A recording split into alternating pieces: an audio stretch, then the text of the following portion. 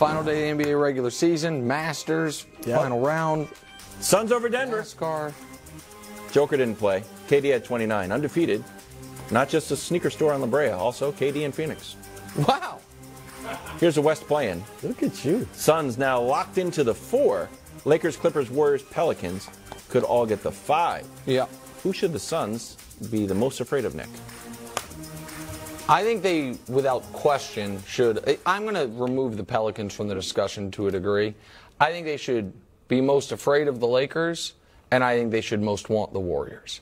I think that a team that can't win on the road is not going to go to a team that hasn't lost anywhere with their team and all of a sudden win. And the Lakers are the team that, to me, the Suns don't have the right matchup for, because nobody in the West has the right matchup for Anthony Davis. Anthony Davis is the guy that if he is playing the way we've seen him play since the beginning of March, the only guys who can, I think, mitigate that are Joel Embiid and Giannis. And they're now other teams. That doesn't mean Lakers can't be beaten by another team. Jaren Jackson Jr. Jaren Jackson Jr. is an interesting one, and he is the best answer in the Western Conference. Right. And so much of his impact almost comes in like off-ball defense, where he comes over and on the help side, whatever it is. But I think that if the Suns were power ranking who they would play, they would pick the Warriors, then the Clippers, then the Lakers. Because I think that the reason I would have the Warriors as my number one choice is the Warriors, in my opinion, don't have anybody that can deal with Kevin Durant. Draymond is a great defender, and he is rounding into playoff form, but his defense is not manning, his defense is team defense stuff, not going out on the perimeter and guarding Kevin Durant 28 feet from the basket. So the Lakers would be my last choice if I were the Suns. I get you picking the Lakers because you're picking the West. I'm surprised with the Clippers. Now, we don't know with Paul George what his situation is. If he's back, obviously that's a tough matchup for a first round. But I'm going with the Warriors, of course. And there's several reasons. One, I'm big into pedigree. And they've got 4 championships in, the last 8 years? And their best player is still very much in his prime. Klay Thompson is shooting the ball lights out from 3, scoring about 23, 24 points a game in this calendar year. So that's number one. Then Chris Paul, we know Steph has had his way with Chris Paul historically. And I think that not only will he just flat out outplay him, but I wonder if that's a little in Chris Paul's mind, even if it's in a situation of Chris just being angry and upset and so much wanting to outplay Steph and beat him that he may get a little bit off of his game. Then they're deeper than Phoenix. Now, Phoenix obviously has a great top 4. That I agree. But, yeah, Kuminga, I know you don't think he's playing well. I think Kuminga's become a really nice defender. And remember, they added Gary Payton II. No, I he's agree back. with you on the depth part. Yeah, so now, look, nobody can stop Durant. But whether it's Draymond, whether it's Wiggins, I think they can guard him better than a lot of other teams. Now, again, he's going to get his. But, look, they know his tendencies. They know where he wants the ball. They know where he's least effective with the ball. Like that, all of that matters. And I also think, Nick, defensively, when you get into a 7-game series, after game 3 or at game 3, you know what each team is doing. Everybody knows what each other is doing. It's still, though, it's hard to guard the Warriors even when you know it because the player movement. No one else hardly does that. No, their player movement really throws defenses off. But that part I agree with. If you were the Warriors, wouldn't you, though, be a little anxious that you are going to get fire-breathing Durant more so than any other team? I understand we're talking about who the Suns should not want to face, but I'm just talking about, like, if that were the matchup, wouldn't there be a level of, oh, man. Well, we have seen what KD at his best can do in the postseason. We also know that there has been we took quite the victory lap last year. They won the title, by the way. They were entitled to it. But part of the media narrative that was leaned into a bit was how important that ring was. Why? After Kevin, without Kevin, validated any of that stuff. That would be if I'm the Warriors. I don't now. None of these teams, I think, want the Suns in round 1. Nobody wants Phoenix in round 1. But if I'm the Warriors, you know what I'm looking more at? I'm looking at We beat this dude. He couldn't beat us when he was at his best in Oklahoma City. Now, he's still obviously great, but even at Oklahoma City, he had us down 3-1. And we slowed him down. He was shooting about 35% those last 3 games. It's a long time and ago. We beat them. It's a long time ago. Right, but Kevin Durant was still Kevin Durant. He was full-fledged Kevin Durant at that point, and they still got the best of him. Can I ask so you? I would feel good. Do you think it would go the other way? Kevin Durant, when in his home debut, this was his quote, "Hard for me to get to sleep today. Hard for me to stop thinking about the game. Sometimes you can want it too bad. You come out there, start rushing and being uncharacteristic." Do you think that could backfire instead of fire? Well, what is odd is Durant has still never played in Chase Center as an opposing player with fans. Never. He has not played one game in Golden State with the fans there since leaving. The fans. Yeah. They played 4 games with no fans. He's never played. And so how would, you know what I mean? But I am, as far as the player, as we learned, I guess, at the beginning of the show, I'm about as high on Kevin Durant, the basketball player, right now as I ever have been.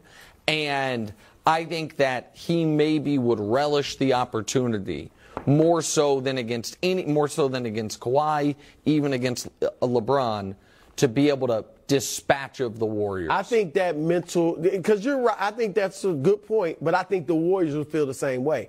And we might look at the other guys and, with Draymond, with his mental toughness and strength and knowing how to get under players' skin, I think it could go either way in that. I don't know if Durant would have the advantage mentally or the Warriors would. Be interesting, though. Got an update on the top 125 players from Bill Simmons and friends.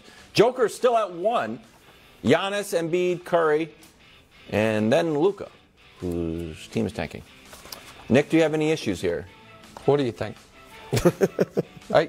So the Joker section was written by Michael Pina, who I looked it up is an MVP voter, by the way. Shout out. Good for you, Michael.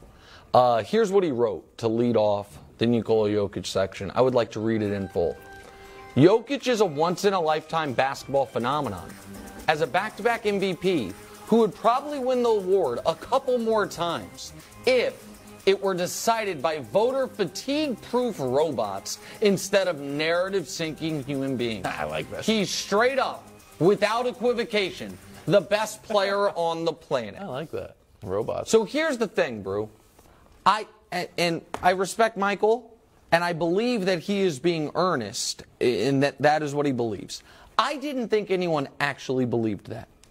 I understood people voting for him for MVP for the different arguments. I disagreed with them, but I understood them. But I thought we all agreed he might be winning MVP, but he's not the best player in the league. And in fact, if I have a far easier time ranking him as the 5th best player in the league than the best player in the league. And you can take Luka out of it because he has hurt his stock this year. Mm-hmm. But if you want to say Giannis, Steph, Durant, Embiid are all better than Jokic, I have a much easier time with that than hearing that Nikola Jokic is the best player in basketball. And I didn't think people actually believed it. No, people actually believe it. A lot of writers, a lot of media, and a lot of people in front offices. And here's why. Because all of those groups are filled, not everybody, but there are a lot of people in the media and a lot of people in front offices in the NBA, I'm just going to say it, who can't look at a game, watch players, and say who can and can't hoop. And everybody knows Jokic they are can strictly on numbers. Strictly. And the numbers, while we look at it and say, Jokic is not a very good defender. You can see a crazy difference between Jokic defensively and Embiid or Giannis defensively. Heck, even Durant to some degree defensively. But they look at the numbers, which somehow defensively say that Jokic is a good defender. And here's what I'll say about the analytic numbers. We all know how great of a defender Kawhi Leonard has been throughout his career, especially in San Antonio. Yes. He won the MVP for the finals because he held LeBron to 30. Right. Like LeBron was killing, but he defended him pretty well. Mm-hmm. That's how great he was. when he was in San Antonio, the 2016-2017 season, the analytic numbers said the Warriors were the Spurs were 9 points better per 100 possessions defensively with Kawhi Leonard on the bench. So these numbers, you got to be able to, the numbers are a part of the equation. They are not the whole equation. And this vote is based on people that just calculate the numbers and don't really know what they're looking at on the court. Which is where, and I want to defend Michael Pina for a moment, because in his MVP article where he said he was voting for Jokic, he acknowledged that Jokic is not a good defensive player and that the numbers are wrong on that. Yet he still was voting MVP, calling best player in the league. So be it. He's right when he says if it was done by robots, he'd win them all. Yeah, agreed. If they're going to go by the analytics. But you said something interesting there, which is a lot of front office people. Yeah. So, hold on. If the league disbanded and there were a new league formed today, but the front office all stayed the same, does anyone actually think Giannis is not the number one pick? You want to argue Wemby, maybe somebody, but does anyone actually think that Giannis would not be the first player selected in a draft if everyone were available? I think some people might pick Jokic. Maybe more would pick Giannis, but some people would pick Jokic. Yes. Do you want to take a shot at like Luka Wilds? I'm sorry. No, we did. No, I didn't take any shots at Luka. Oh, just in the opening read. I'm a Giannis guy. Oh, okay. You know, you're gonna bang on. Is Denver doing good this year in the regular season? Yeah, they're number one seed. Are they really? I mean, look, I'm not as down on Jokic. I'm not as offended as this, but I'm just saying. Contributes to winning. He's a great player. Number one. He's got 52 wins. The Sixers have 52 wins. The Celtics have 55. The Bucks have 58. So he's number one in the West, tied. What do the Mavs have? Do you have that? The Mavs? Yeah, I do. Yeah, they've got 42 losses.